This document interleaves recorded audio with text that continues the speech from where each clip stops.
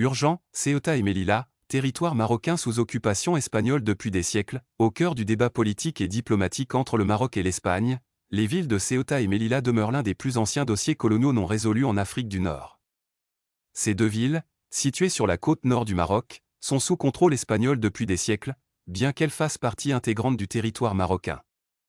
Cela soulève des questions quant à la date à laquelle leurs droits seront restitués à leurs propriétaires légitimes. Une longue histoire d'occupation. Comment les deux villes ont-elles été pillées? Ceuta, située sur le détroit de Gibraltar, fut d'abord occupée par le Portugal en 1415 avant de passer sous domination espagnole en 1580.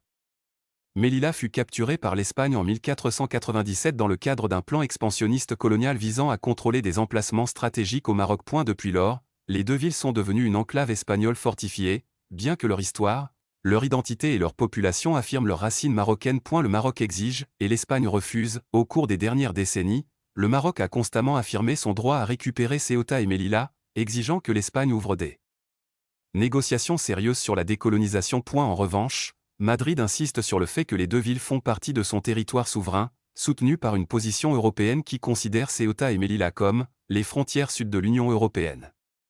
Mais cette situation peut-elle perdurer éternellement? La rue marocaine, une exigence souveraine qui ne peut être compromise. Pour les Marocains, Ceuta et Melilla ne sont pas seulement des villes occupées, mais un symbole de dignité nationale et de souveraineté incomplète.